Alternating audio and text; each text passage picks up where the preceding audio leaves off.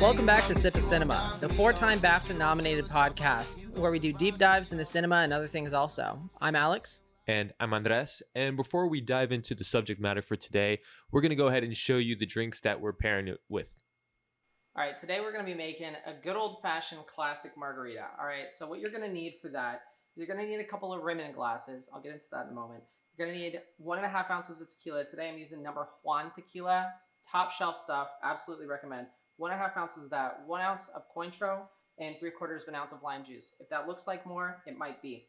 So what you're going to do is you're going to take your glass, you're going to rim it a little bit in that lime juice, and you're going to get that salt all along the rim. Yeah, nice. Just like that. Sorry for the audio listeners. And then you're going to put a little bit of ice in there. Make sure you do this a little carefully. There we go. You want it all the way up there. I can dig my fingers on this because I'm doing it at home. You can do the same thing. All right, next we're going to put in our tequila, the Cointreau, some lime juice. Beautiful. Give it a little stir. Mama, you're home. Wow, Alex, that was beautiful. Now I'm going to show you how to make a Manchester by the Sea breeze. We're going to need 1.5 ounces of vodka, 3 ounces of cranberry juice, 1.5 ounces of grapefruit juice, and of course some ice to chill it down. First, we're going to pour the vodka of choice right into your glass. Nothing too crazy. Now we're going to throw some ice in there, keep it chill. You always want to put the ice second so that it doesn't melt from the liquor entering the glass. If you have stragglers, that's okay. Next, we're going to put that cranberry juice right in. Grapefruit juice. And you have a refreshing cocktail. Thanks, Andreas. That was beautiful.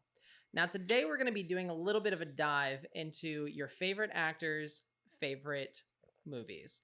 Now, I think this is going to be a meaty subject, but before we, dive too deep into that, I want to talk a little bit about why we chose the drinks that we did. Andreas, would you like to go first? Yeah, so mine, I pretty much said the title of the movie and the drink. Mm-hmm. So I think that's pretty self-explanatory. I'm just going to have to tell you which actor I paired it with. What about yours? Yeah, so a margarita I chose because, spoiler alerts for those ahead. One of my favorite actresses was that I chose was Aubrey Plaza. So Aubrey Plaza loves tequila. She's actually sponsored by Cointreau, I think. Cointreau, Yeah. Sure. I don't know. And so what better pairing than a margarita? And I think it's a great drink. So refreshing on a hot summer day. Yeah, absolutely. We in that Texas heat. You know how it be. Absolutely.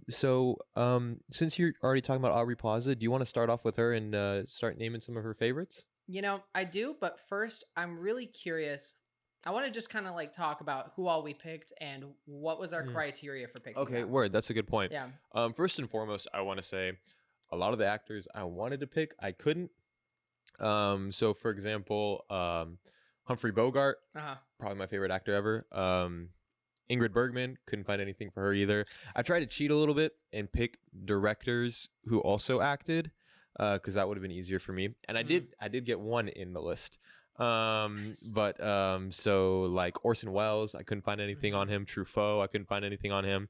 So I pretty much just went with actors that I enjoy, of course, but also B, that were the easiest to find. That's fair. That's fair. And also, I want to preface that we're only going to mention a few movies for each actor.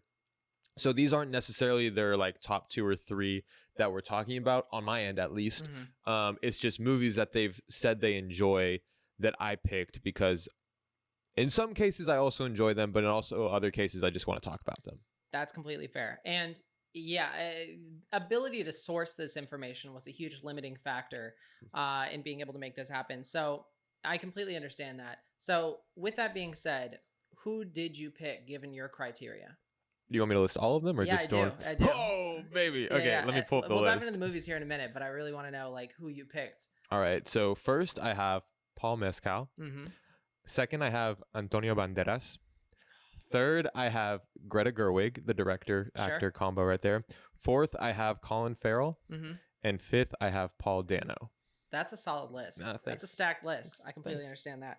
Now, for my 5, my criteria was just how excited am I to see them in another movie? You Oh, know, okay, that's pretty good. I just like when it's not even necessarily that they're the best actors or actresses in the entire world. And a couple of them, I think that I picked, you could make that argument, but really just how excited do I get, And so these are some of my favorites. My list goes on to say Viola Davis is, I think, a pretty stacked one to go off the top. I think it's very easy to see that Viola Davis is, I mean, she's a champion, absolutely. Andy Serkis, just because I love his character acting, like I think he's so interesting as a person. Lawrence Fishburne is someone that I never get tired of seeing on screen, quite frankly. Aubrey Plaza, just because I think that Aubrey Plaza is on the cusp of breaking out of her trope of like her playing herself on screen. I think she's close to breaking out of that when you like saw a couple of the movies that she's been in recently, like Emily the Criminal and Black Bear. I think that she really took it off the charts. White Lotus, that she was there for that season. I think that we're going to see a new dawn of Aubrey Plaza coming up. And the last person I chose was Winona Ryder. It's a really, I don't know, just a stack list for me. I think it's very fun, people. And so I'm excited to start diving into their favorite movies. Right on. So do you want to dive in with Aubrey Plaza first, since we've already Sure. talked about her so much? Yeah, we can. We totally Alright. can. So with Aubrey Plaza, it was really interesting, actually, for all of these people that I chose. I think it was really interesting to see how much of their personality shined in their favorite movies. You can really see. So, for instance, one of Aubrey Plaza's favorite movies is Serial Mom, which is a like comedy from the 90s about a mother who is just your run of the mill suburban mother who is perky and fun, and she's so polite. She's the talk of the neighborhood. But what you don't know as an average other character in this movie is that she's obsessed with like Charles Manson and serial killers, and so she goes on a tirade. Basically, anybody who kind of like Hannibal in the Hannibal series, anybody who slights her or is rude to her kids in any type of way, boy, they gotta go. So she's out of here, and it's a very campy movie. It's bloody. It's just nonsense, but also very, very fun. And the main actress, I can't remember the name of her off the top of my head, but she was also the voice of Jessica Rabbit in Who Framed Roger Rabbit. So I thought that was fun. So Serial Mom, I thought was very fun. I think you should check it out. It's very campy and it's very, very Aubrey Plaza. It's very on point for her. So all in all, I gave Serial Mom 4 stars. On Letterboxd? I did, on Letterboxd. Okay, Yes, all of these ratings are coming straight from our reviews on Letterboxd. If you want to follow us, you can. If you don't, you're dead to us, and that's fine too. Word. I don't know about dead, but I haven't seen it. But if you enjoy campy movies, I'm just gonna plug a recommendation. Well, I don't know if you call this campy; it's just fucking weird. But if you should, I feel like you would really enjoy Greener Grass. Greener Grass. Yeah, I don't even think I've heard of that. Bro, it's like if an Adult Swim show was a movie. But like not quite. Sure. Just think Too Many Cooks, but movie. There's Too Many Cooks. Okay, word. And then what was her second favorite that you got? So another one of hers that I chose that I'd never seen before. Most of these actually I'd never seen. There was just an absolute binge of movies that I had to do over the last couple of weeks. Was Barry Lyndon. And so this was a 3-hour epic by Stanley Kubrick. I mean, for Kubrick, what isn't a 3-hour epic? Doctor Strangelove is like an hour and a half. Oh, that's fair. That's fair. That is fair. So I had never seen Barry Lyndon. I will say, going into this, I had my doubts. I love Kubrick, but who doesn't? But at the same time, I'm not a fan of period pieces, and this is absolutely a period piece set in like 1850s ish. It's like the period piece. It is like the period piece, and it is essentially a movie about a nobody. You follow this person through what feels like the Victorian or Renaissance age version of like a Forrest Gump. They just kind of go through their entire life. They wind up in these wacky situations. The tone obviously different than Forrest Gump, but yeah, he isn't really anybody special. Winds up in the military, doesn't really accomplish anything. Abandons the military, winds up in a different military, doesn't really accomplish anything. Becomes rich, loses it all. It's a real trials and tribulation story, and I just don't know. To be honest, It wasn't my favorite. I think I will say, okay, so it was a beautiful movie to watch, right? Like the costuming was gorgeous, the set design was gorgeous, the music was gorgeous. Everything about the movie was beautiful. And I didn't find the main character very compelling at all. To be said, like that to be said, he wasn't really supposed to be. So I think it very much accomplishes what it sets out to do. I don't think it's a second watch for me. That being said, for what it is and what it accomplished, being what it set out to be, I still rated it 3.5 stars. Uh-huh. So that's my hot Barry Lyndon take. That is a pretty hot Barry Lyndon take. Listen, so granted, I haven't seen Barry Lyndon either. Great. I've owned the Criterion for almost 2 years now. Shame. But it's one of those movies that there's some specific movies where even if I own it, I wait until I can see it at like a screening for the first time. So like I did that with like Seven Samurai and Stalker and like movies like that. But I don't know. I'm a big fan of have you seen I retweet it every time I see it. The Barry Lyndon 21 Savage no, I have bro. not. That's crazy. Art. That's crazy. It's just shots from Barry Lyndon with A Lot by 21 Savage playing in the background. Dude, I'll show it to you after this. Okay, yeah, please do. But, Please do. But so like I said, I can't say a lot. I haven't seen it. I do know it's like the 40th highest rated film of all time on Letterboxd, but and I know that every frame looks like a painting. Yeah, it does. I also love period pieces, so Okay. I think I'm gonna like it. But granted, I haven't seen it, so I'm not gonna talk too much. So let me just say, my thing with period pieces is that I just think it is, especially when they're shot from the frame of like the upper echelon, I think it is the most boring period in time to talk about or to make a movie about, because the entire point of the people in that high society was to restrain themselves, to not show a lot of emotion, to be entirely too verbose to get their point across, and to be really, really polite. And I don't think that makes for the most I've seen period pieces that I really, really like, but in general, it's just not my favorite. I'd rather watch the dregs of society in that same period, make meat pies in London or something like that, Fair. I get it. Hey, just, different strokes for different folks. I don't know. I'm a slut for Pride and Prejudice. Yeah, so yeah, I do like Pride Little and Woman, Prejudice. but like I said, there's great ones, right? It's just in general doesn't appeal to me too much as a time period. Okay, word. So that's just a me thing, Hate me if you want to. That's okay. Okay, that's fine. Yeah. That's fine. All right. For the sake of time, I'm gonna hop into my first actor. I think you should. Okay. Well, I will. So I'm gonna talk about the one linked to this drink. That's gonna be Paul Mescal. And granted, I want to say a lot of these actors, I was kind of surprised about their favorite movies. That I don't know. I didn't think that was gonna be their take. Yeah. And that's not gonna be this one that I'm talking about right now, but the next one. So his first film was Manchester by the Sea, which Manchester by the Sea Breeze. Yeah, I love it. I've never seen it. You haven't? Well, let me tell you about it. Okay. It is so sad. Like the type of sad where you know, credits roll, you don't say a word for 45 minutes. You look at the wall for a while. I cried several times, I think. Probably close to 4. Actually, I think in my review from like a year ago, I put how many times I cried. But so Are you okay? No. So the premise of the film, Casey Affleck, jump scare, sorry. But Casey Affleck, he plays this dude, very Boston dude. So he is pretty much down on his luck. Well, that's kind of underselling it. Essentially, not trying to spoil too much, but everything possible in his life and his family has collapsed, and he is the direct cause of it. And it's just eating him up inside. I don't want to spoil too much because it's a slap in the face when you see it. Dude, yeah, I mean, it sounds like heart-wrenching. But bro, they show that sea, and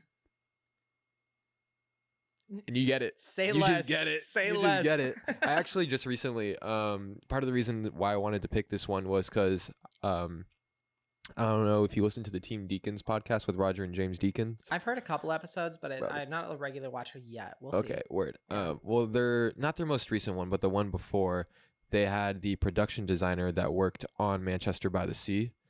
So that kind of like inspired me to pick this and everything Mhm. like that. And just hearing her side of it, how the production went, trying to find the houses to film in and everything, which is something you don't usually think about when you Sure. think about the movie making process. But I don't know. It's just such a gut wrenching thing of a film, which makes sense because he's been talking a lot about how much he listens to Mitski lately.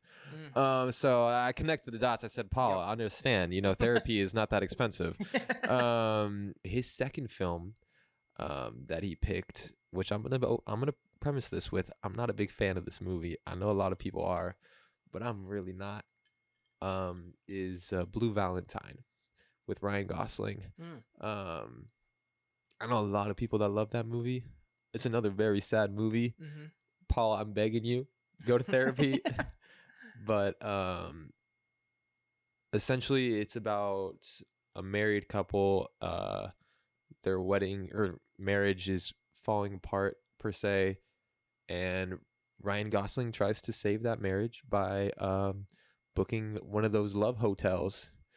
That's not really the full plot, but that's just the highlight that I like to point out. Sure. But so it's very much has the sense of this film that is an emotional wreck, brings you down. But whenever I've seen it 2 times now. Whenever I've watched it, I always get the feeling that this movie wants to be more than it actually is. I feel that.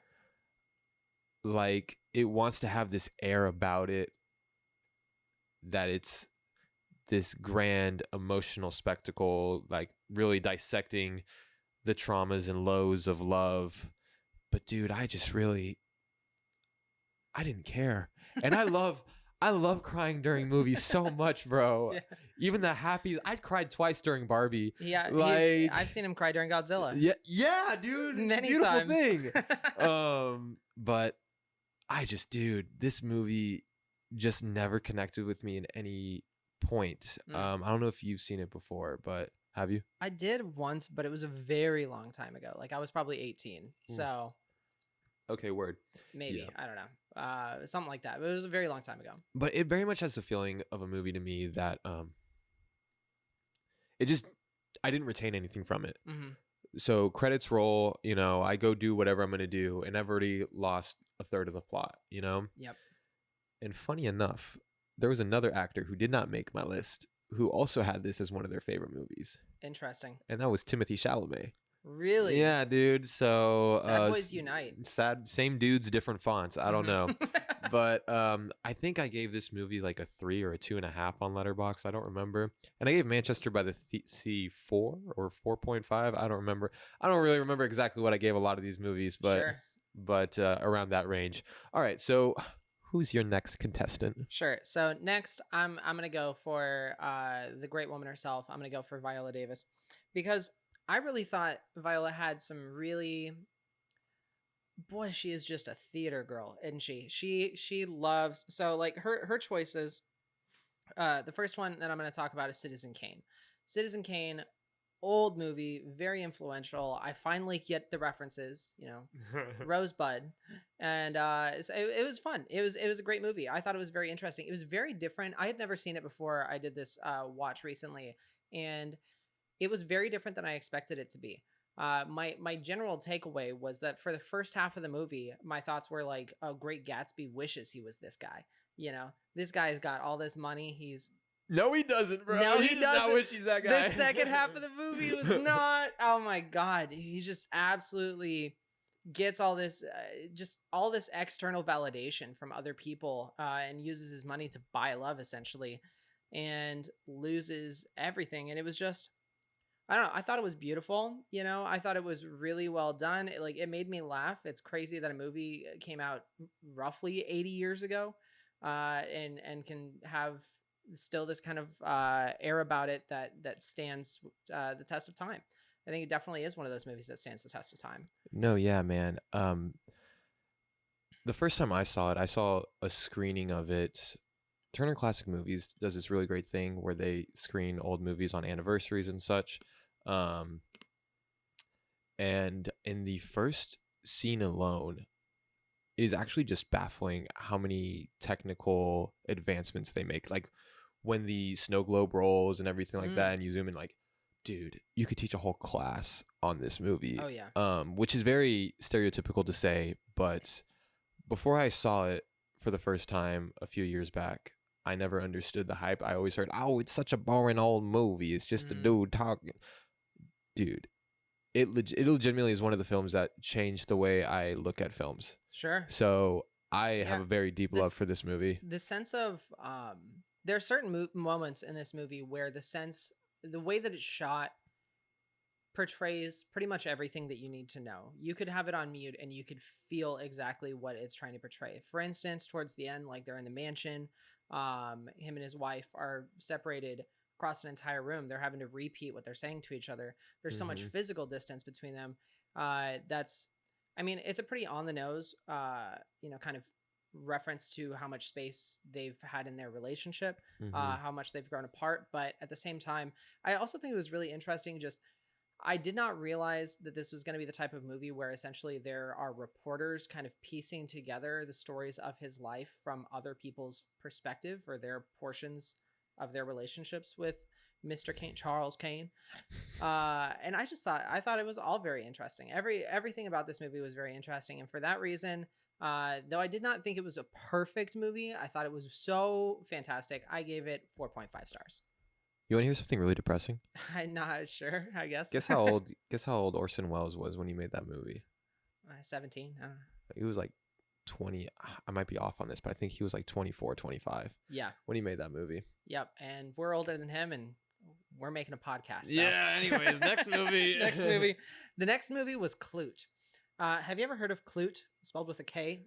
No, but I saw you log it, but I don't know anything about it. Yeah, so Clute stars Jane Fonda, actually, is the main actress, which I thought was very good. And boy, she kills this performance. I watched this with Coco, my fiance, and we were both taken away by this movie. It blew us away. The main point is essentially there is this rich couple, and the husband of the family disappears, and so they hire a private investigator to go to New York, and he meets up with Jane Fonda's character because she was supposed to be the mistress of this guy. So she's the first clue into who could potentially have murdered him or just try and figure out what happened to this dude. They go on all sorts of adventures together, but the thing that really stood out to me really was just the writing, the acting, and how they did Jane Fonda's character. They could have absolutely screwed that up because it's a movie that came out in the early 70s, and her portrayal of someone who has PTSD from assault, she's a woman of the streets, she's a sex worker, and she's gotten abused a couple of times, and when this guy who is potentially out there, this threat that's looming that they're investigating, try and see if he was a killer or not, she gets freaked out by him in such a way that it's portrayed like I have seen what that looks like in real life in people, and it was so perfectly portrayed, absolutely well done. And the person who plays Clute, who's the name of the detective, does a fantastic job also of being non-judgmental of basically any scenario. He just wants to solve his case, and he winds up falling in love with Jane Fonda on the way, but it happens. Just phenomenal acting. I totally get why Viola Davis had this as one of her favorite movies, and for that reason I'm also going to give this one 4.5 stars. Oh, word. That's pretty sick. I may rate too highly sometimes. It's okay, you can call me out. Dude, you know what, at the end of the day, something that bothers me is when people get bothered by other people's ratings. Who cares? Yeah. Who cares? If you like something, you like something. If you don't, you don't. It is what it is. All right. So my next actor, as a Spaniard, I had to pick him. It was between him, Penelope Cruz, and Javier Bardem. But you laid it on thick, didn't you? But so I picked Antonio Banderas. And if you have only ever seen Antonio Banderas in his English-speaking roles, you're doing yourself a huge disservice. Obviously, everyone loves Puss in Boots. I love Spy Kids. But I'm human. What can I say? Yeah. But his work in Spain is... I've actually never seen a movie where Antonio Banderas is... Well, I mean, the closest I could think of would be freaking Zorro. right? Anyways.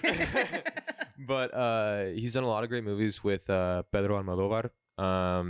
Woman on the Verge of a Nervous Breakdown. He's not the biggest role in it, but he is just dripping beyond belief in that movie. I believe it. That is one of my favorite. That is my favorite comedy ever.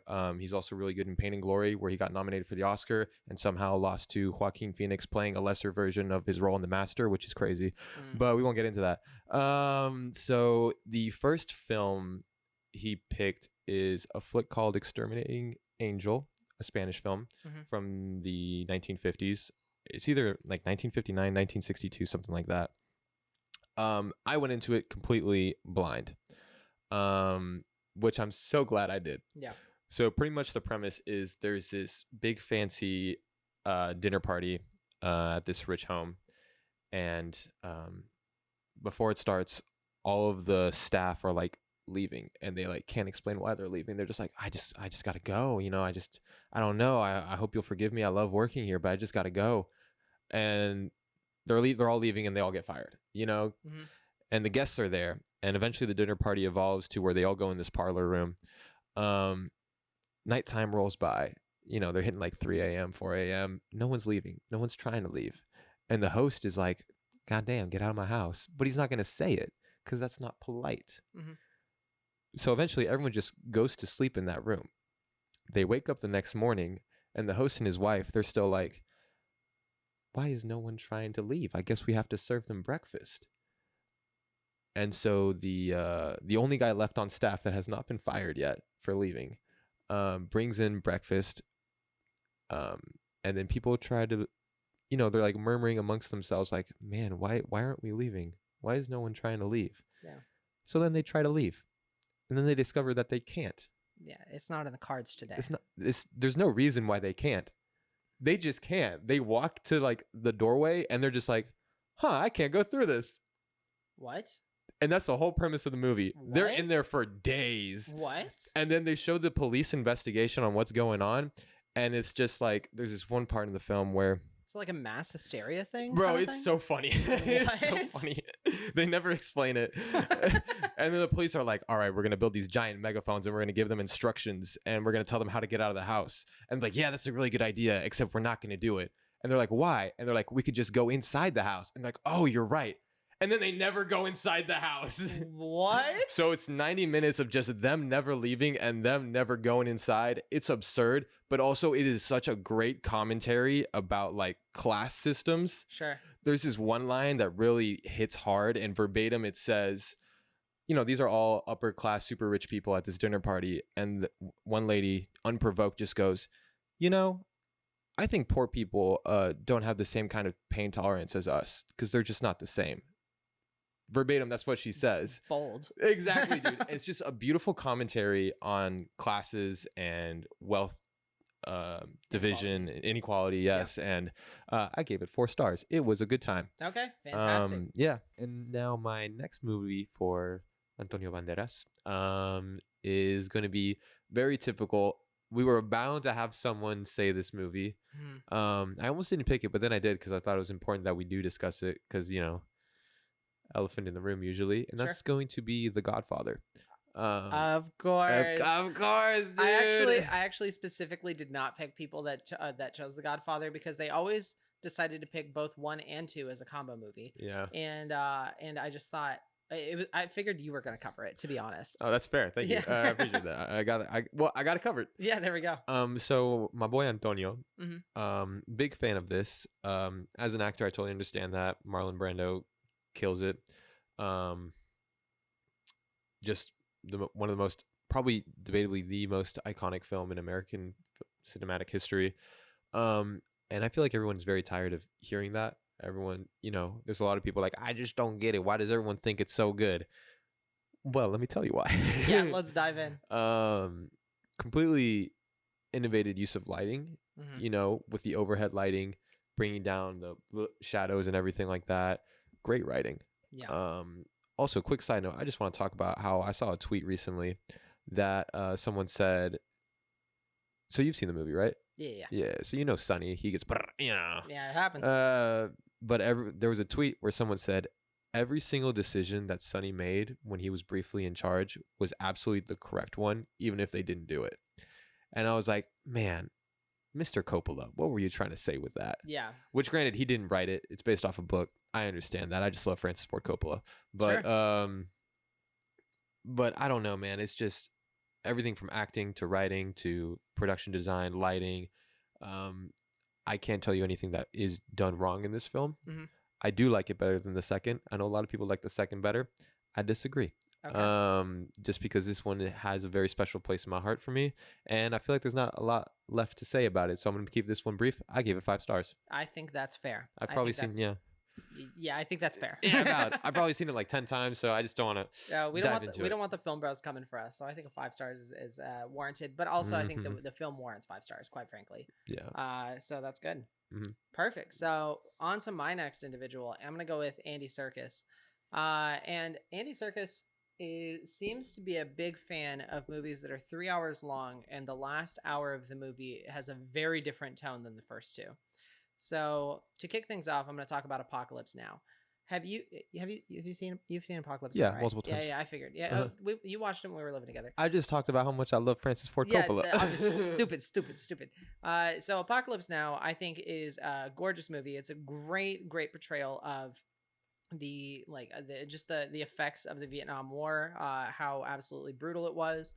I do think that it's not the I mean this is coming out around a time where there's like a lot of Vietnam movies, and I don't think that I think that this is absolutely the best one that's ever been made, and it's also just gorgeous. Fun fact, if you don't know, the kid on the boat that gets, spoiler alert, I guess, shot fairly early on, that actually is a very very young Lawrence Fishburne in that movie. Oh wow. Yeah, if I you had didn't no know that. idea. Yeah, thanks. I didn't tell you before. Uh, and it's I just think it's gorgeous, it's heartbreaking, it's really kind of gives you that I mean we might make a whole episode about this, but like the descent into madness kind of thing, where you the obvious symbolism of the further you go down the river, the crazier shit gets. And I did give it 5 stars. I will say I'm more of a fan of the first 2 hours than I am of the cult stuff at the end. That may be a me thing. I thought that it felt like this like really fantastic iconic story, and then it kind of just like takes a turn. And it's not that the latter half was worse by any means. I certainly don't think that. It was just, yeah, I tell you what, it wasn't what I expected, because I'd seen parts of Apocalypse Now several times in my life, but I'd never been able to just like sit and watch the whole thing. Mhm. And so, yeah, I mean, I gave it 5 stars. I thought it was fantastic. I don't know what else to say about it. I love the smell of napalm in the morning. Bro, also the fact, you talked about the descent into insanity. The fact that Francis Ford Coppola literally went insane in the Mhm. jungle while making this movie Yeah, really brings it all dude, together, I forgot you man. told me that. Yeah, actually. dude. Yeah. The homie went insane in there. Like there's a documentary about the making of this film that I've never seen before, but I really want to, where it just really covers how much he went down that path. Also, bro, there's so many like on-set videos I've seen of just like the actors actually like on LSD and like Mhm. doing drugs and Oh, stuff like that- that on set while they're filming. Like that is just such a genuine raw film. Absolutely. No, several chunks of this movie could be.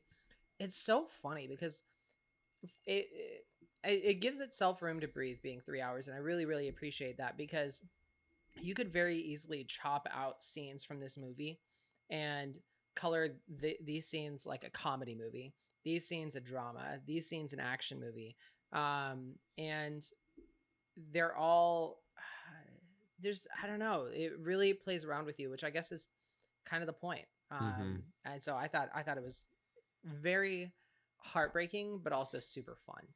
Mhm. And Andy Serkis's other favorite movie was The Sound of Music. And Mhm. so I'd also never seen The Sound of Music. And let me just say, so if you haven't seen The Sound of Music, I don't know what you're doing with your life. I hadn't, and now I feel like a better person. And it's gorgeous. You get these iconic, oops, sorry, I touched that. You get these iconic songs that you've probably heard a million times in your life. Everything. The Sound of Music may be the most visually beautiful movie I've ever seen in my life. It Oh my god, the costuming, the outfits were gorgeous. The set was absolutely gorgeous. You get this like this woman comes in and she's just this what I imagine is probably portrayed as it kind of feels like she's the first pixie dream girl.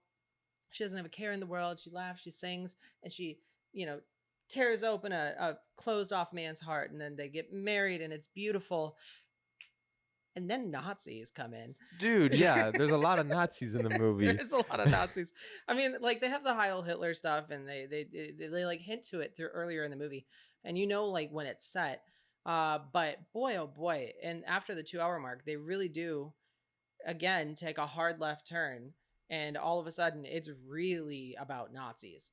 Which I thought was crazy. I mean, it's just such a lot like a lighthearted movie and then so many Nazis. So for that reason, I did give it 4.5 stars. I and also pissed at you for giving it 3.5 stars. I don't understand what you were thinking because how could you not? I mean, for a 3 hour movie that can make me like well with tears borderline every 10 minutes, I was exhausted by the end of it because I felt like I had gone through so much emotional turmoil. I did not think, you know, you are 16 going on 7. I didn't think songs like that would get me tearful, but they were just so gorgeously done. Mm-hmm. What's your fucking problem? I'm in love with you, man. It just doesn't feel very genuine to me. It's like a play. Yeah, I understand the gimmick of it, but like what they're saying, and I don't know, something about making a World War II film and the people who are going through all these negative things, like being such a high class family that can escape it. It's kind of like the same problem I have with Belfast, where in which I despise Belfast. Right. I enjoy Sound of Music. 3.5 stars is a good rating. Okay, it's a decent rating. Anyways, agree to disagree. The big problem I had with Belfast was you have this story of the turmoil and destruction that's going on during this civil war, and you tell this story through the eyes of a family who aren't being threatened by it. Mm-hmm. They're on the side of things that they're not being seeked out and murdered in the streets of their own neighborhood. Sure. So it's just like people watching it happen. And I understand the appeal to that in some stories. It was the same thing with The Sound of Music, where it's a very high class family who can just up and leave. Yeah. It's not actually their conflict. That's fair. I mean, I do think I think it would have been perfectly fine if the movie had ended right after they got married. Mm-hmm. Right after the wedding, before it like slow fades to Nazis marching. Yeah, man. Which is a wild scene in itself. I think it could have stopped there and still been a really, really fantastic movie. I don't think the last half really adds anything to it. Personally, I don't really think it detracts anything. Mm-hmm. But it's extra spice. Yeah, I guess so. Mm-hmm. Yeah, it's the spice of life. But, you know, that's what I got to say about The Sound of Music. 4.5 stars. On to you. On to me. All right. So my next actor is the one and only Greta Gerwig. Woo! I love her. Yeah. Hi, Barbie. You know, not even talking about her directorial work, but her film acting as well. Mm-hmm. Frances Ha is the feel-good movie for me. Mm-hmm. So the first film I have picked for her is something that I recently watched for the first time, and that is Rio Bravo. So I thought it was important to try to cover multiple genres, so I picked Rio Bravo as the only Western on my list. Sure. So this is the epitome of what I love about Westerns. So my favorite Westerns are like 3:10 to Yuma, the original one, High Noon, movies like that.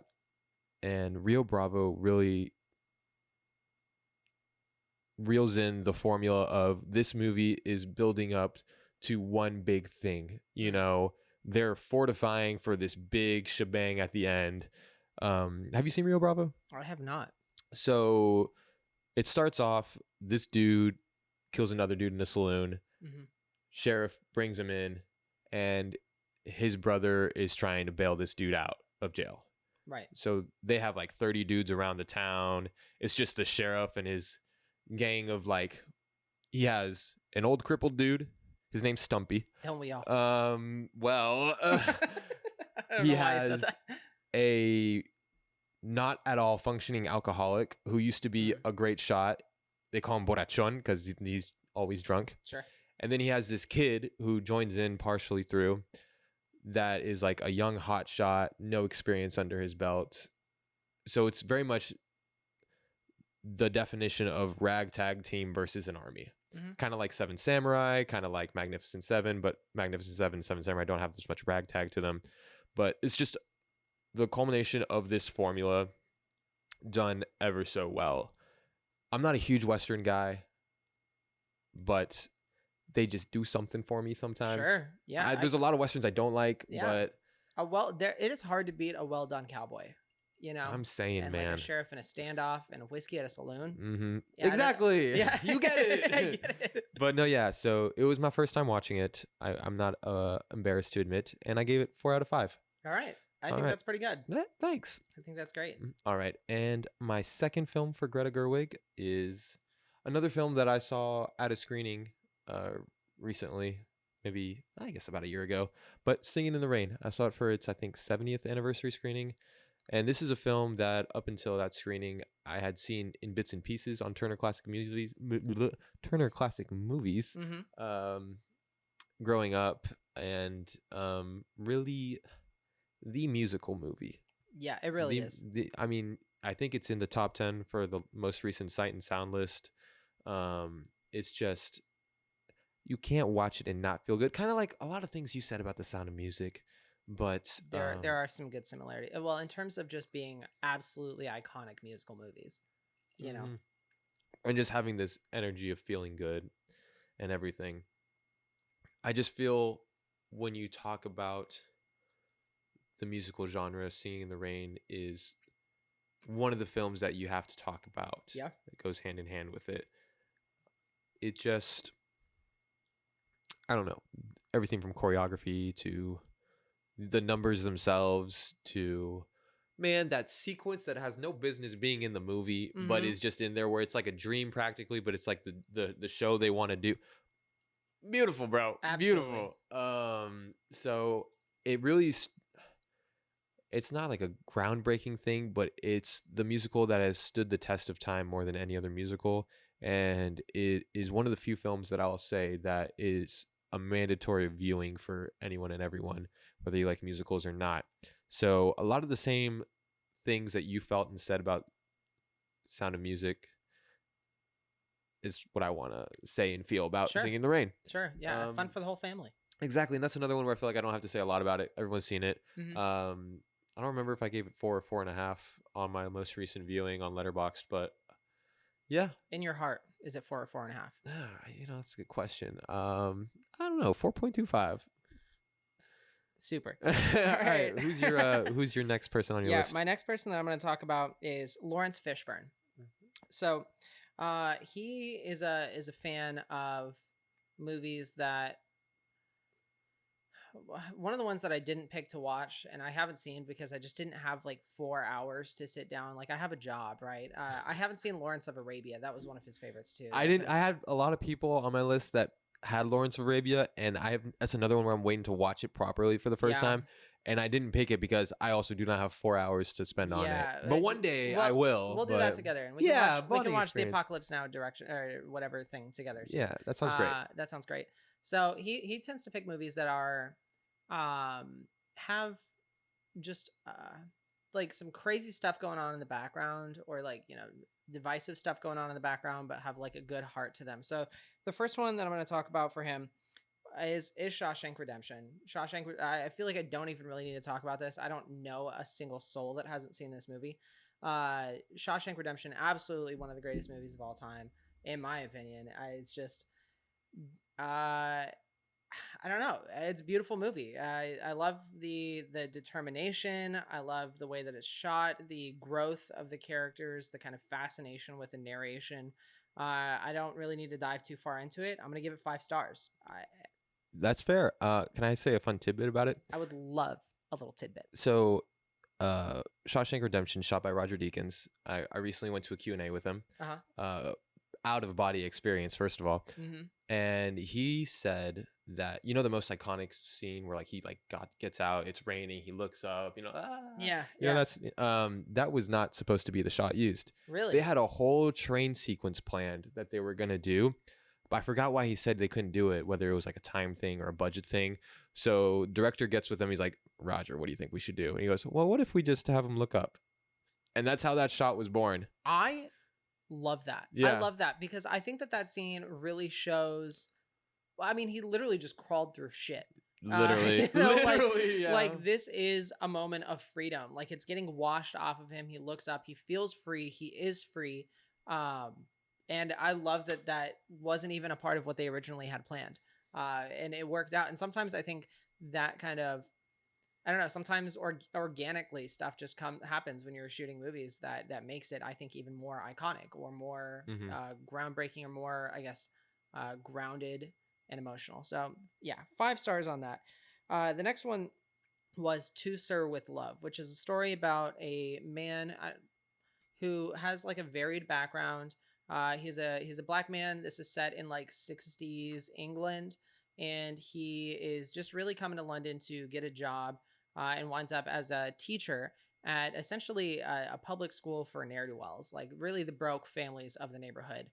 And it does, I think, a really, really beautiful job. What he finds out very quickly into trying to teach there, and he doesn't have any teaching experience. He's one of those people that didn't come from any money, came from absolutely nothing, taught himself how to speak proper English and sound like he's very educated. He gave himself his own education. And as he gets into this classroom, these kids, I mean, you have the classic, like, you got the kid with like the coiffed hair and the black leather jacket, and boy, he's no good. They are a little bit flagrant with the words like slutty towards children, but That's crazy. I think they do a really good job because what he winds up doing is essentially asking the kids for the first time in their lives, I presume, what they want to learn, what questions they have about life. And so they start asking him questions about love, about marriage, about why people respond to things in certain ways, about certain aspects of history. Like he grows from his experience with them. I think it is a beautiful example of the trope of like a teacher that learns almost more than their students did throughout the course of the movie. But it does it really, really well. And it almost entirely doesn't get creepy. And I applaud it for that. Yeah, because there is one student who's like a 17-year-old girl that gets a crush on him, and he handles it really, really well up until like the end. There's a little bit, but other than that, That's insane. it's insane. But and it wasn't even really like that creepy. It's just like it gives you one of those moments where you're like, it probably could have done without that. But other than that, I think it's a really cool example. Maybe it hits home for me because I was a camp counselor, so like I saw kids who didn't have good families or never really they never felt like they had a voice, and so they felt like they were just destined to be nothing in this life. Come to a place where they can experience a little bit of love for the first time and not judgment, and that's what these kids get in that movie. And so all in all, I gave it 3.5 stars. I really liked it. I did. I don't think it was the most groundbreaking movie of all time, but for what it was, I think it was done really well. I get why he likes it. Right on, bro. That sounds like a wholesome time until the end. All right. Well, my next actor is going to be Mr. Colin Farrell. Mm-hmm. I love this man. Yeah, how couldn't you? Banshees of Inisherin. Mm-hmm. Yeah, I know you really, really like that movie. The Penguin and the Batman.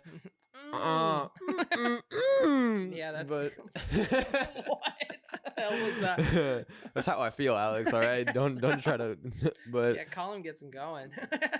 Bro, also After Yang, he just had a great year last year. Yeah, but the first film he picked, and a big reason why I picked him, because this is one of my favorite films ever, is Paris, Texas. This is one of the most visually beautiful films ever. Have you seen it? Mm-hmm. I love this movie. I noticed it on a lot of other people's lists too. It is just delightful. Yeah. I mean, very sad, but delightful. Mhm.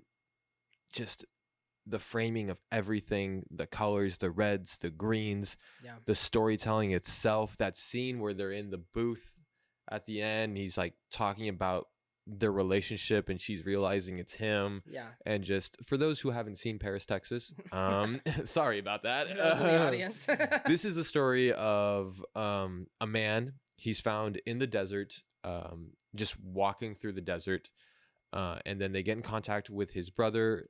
Turns out his brother hasn't seen him in years, and they reunite him with his son that he also has not seen in years. No one's heard from this protagonist in a very long time. And he gets back in touch with them. He's not very receptive to anyone at first, bonds with his son, and then they pretty much set sail, not literally, but practically, set sail to find the mother of this child, who they split ways after a very explosive relationship. This one is, I don't know. It's almost poetic without being poetic, but it is poetic. It's just like poetic without being preachy. exactly. Yeah. So I just think it's just beautiful in every aspect. Like I said, the shots, the stories, the colors, the performances, the writing. I think it's also a very mandatory viewing for anyone who wants to get into film, because I can't tell you anything wrong with it per se. So that's why it's on the cusp of 4.5 and 5 with me. I go back and forth on that, but I love this so much. Now, Colin Farrell's second movie, big change of pace, Back to the Future. Yo, let's go. I love Back to the Future. He's a real one for that. Dude, he is. I forgot what else he said that he really enjoyed, but those are the two I picked. Back to the Future is another one I feel like we don't have to talk about a lot. This movie also is kind of fucking creepy.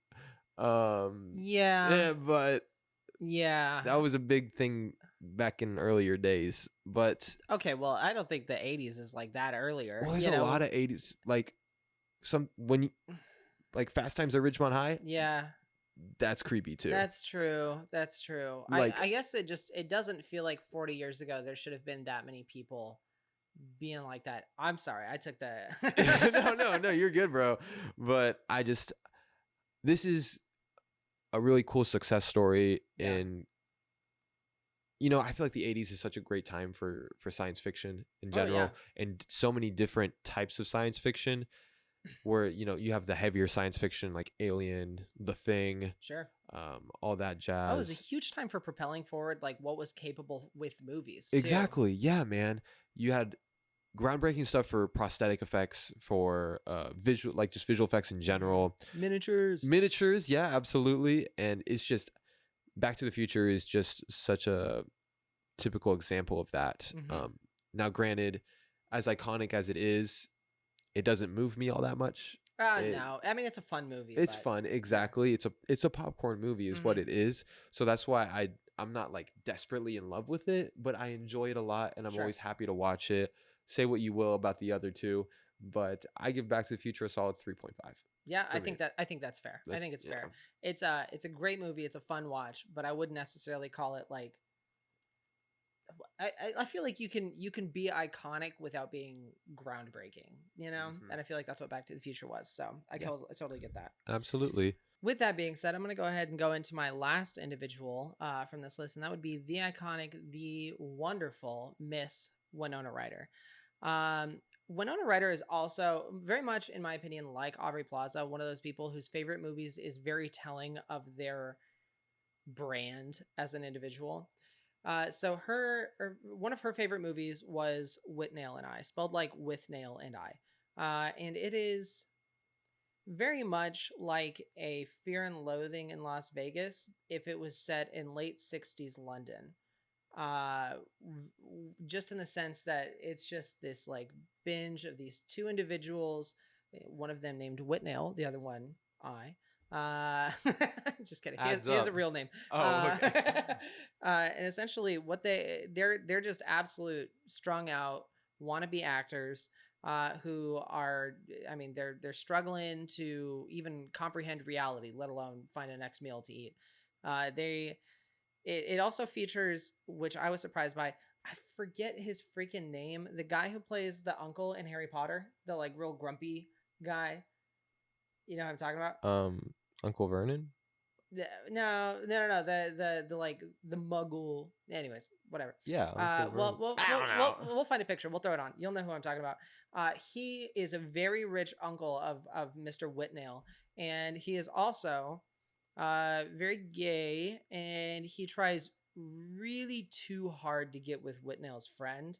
And Whitnail has to talk about how he's actually in a relation, or sorry, that guy has talked about how he's in a relationship with Whitnail. They're faking it. All of this is going on while you can't even really understand if everything that's happening on screen is really happening or if it's all a drugged out kind of like binge. There's a really cool rocker dude who rolls like a 12 paper joint that's just the size of my freaking arm. That being said, I didn't find it the most compelling. Oh, word. I did not really like this movie. It reminded me too much of just, I don't even know. I didn't think it was that great. It was really kind of slow paced. There were some funny moments, but they were spaced out so far between. It was so dry, so very British. But the tone and the wardrobe and everything like that is very much like if you could picture drugged out people in the 60s who want to be actors in the style of Winona Ryder's dreams. Like that's what this movie is essentially. With that being said, I give it 2 stars. Sheesh. Yeah, it was definitely my lowest on the list. But that's, I calls them like I sees them. So That's fair. I've never seen it. I can't say anything, but I thought you were going somewhere different when you were hyping it up. no. All right. So what's your second one? Yeah, last one would be, and I gotta give Winona Ryder props for this. One of her favorite movies is 1992 Bram Stoker's Dracula. Which props to her. She's in that. She's in that, dude. She's a starring role. She said one of her own movies was her favorite movie, and I love that for her. Dude, I'm obsessed with that movie. It's so gorgeous. The whole opening sequence. Oh my gosh, yeah, and all of the red and just the colors, everything was beautiful. It's so beautiful. It's another beautiful movie. The acting was great. It was just like this crazy trip. I don't even know. I mean, it's a Dracula movie, but at the same time, it feels like so much more.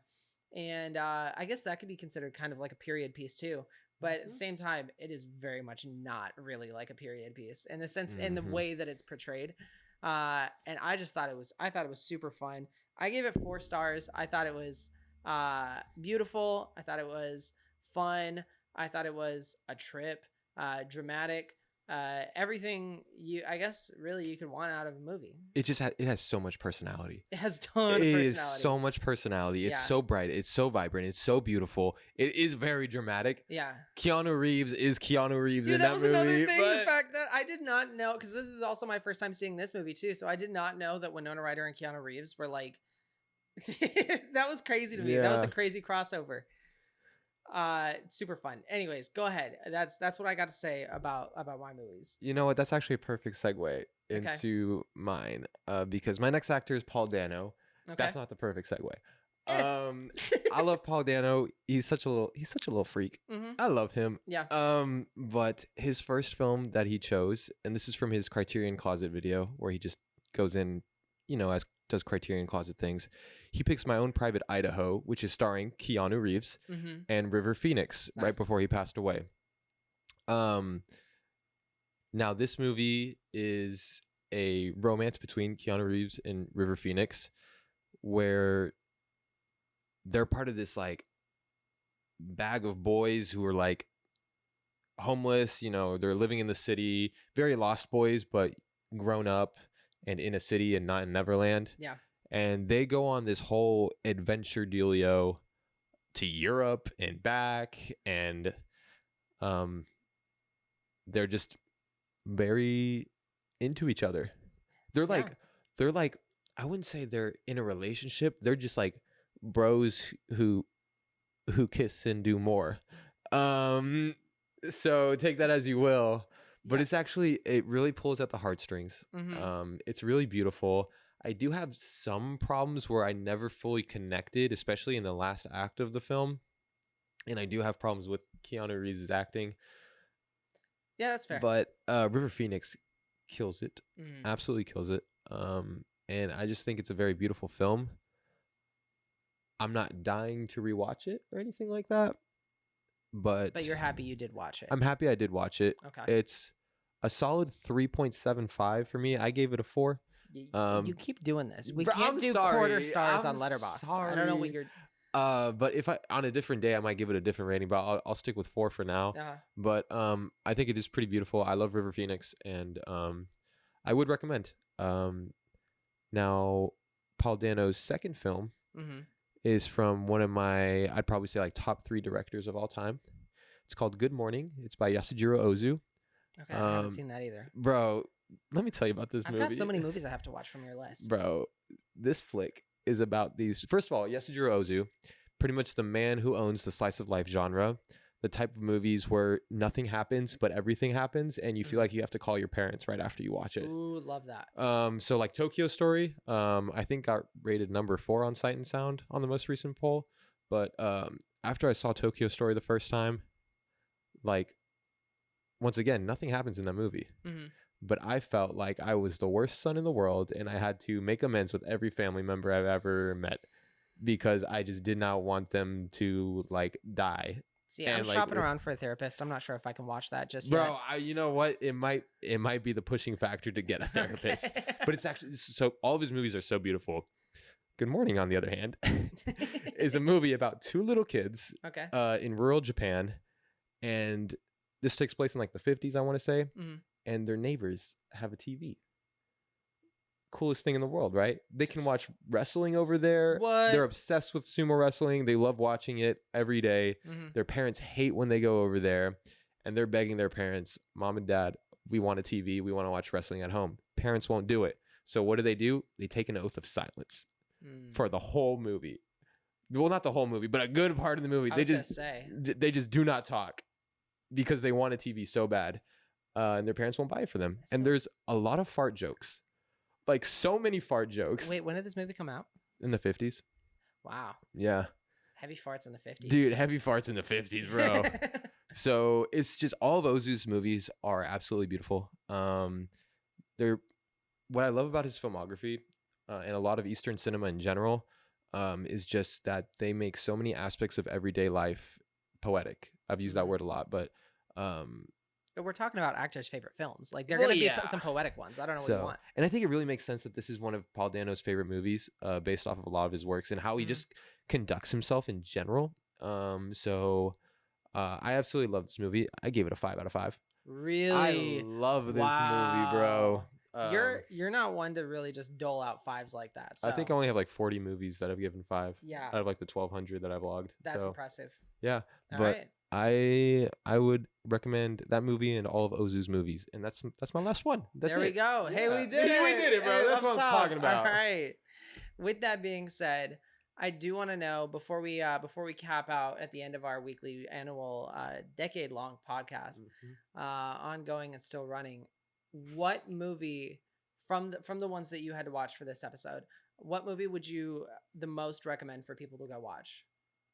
It doesn't necessarily have to be your favorite from the list, but the one that you want people to go watch the most. One that I specifically watched that I hadn't seen before, or just any of the ones from the list? Any of the ones from the list. Well, I'm gonna say Good Morning. Okay. Yeah, I'll say Good Morning because it's my favorite. You ended on a high note then. Yeah, dude, I love that movie. Yeah. I love all of Ozu's movies. I think everyone should watch more Ozu. Okay, yeah, more Ozu. There you have it, folks. What about you? What's your pick? Dude, you're probably gonna laugh at me. Okay, so it's kind of a tie, but that's a cop out, so I'm not gonna let it be a tie. I was gonna say Serial Mom, but I do think that you should go watch Serial Mom. It's on HBO Max right now if you have Max. But really, the one that I'm probably gonna recommend is Clute. Okay. I thought that was just a really beautifully done movie. I thought the acting was so just compelling, to say the least. Like, I connected with the people in that movie hard, and I thought that they did a very realistic touch on the topics that they were covering in a story that was still very, it flowed very well. I already talked about it. I don't need to dive into it more, but Clute, I would recommend. Klute. Word. Very fun. There's some stuff I got to show you about that movie after this. Okay. So, yeah, we got to go see that. You've tickled my interest. Yeah, but before we do that, we're going to sign off. We'll see you next time. It'll be within a decade. Most And- likely. Yeah, probably. We'll see. And cheers. Che- Oh my God, Get mine's- your, what you Mine's doing? empty. Okay, cheers. Cheers.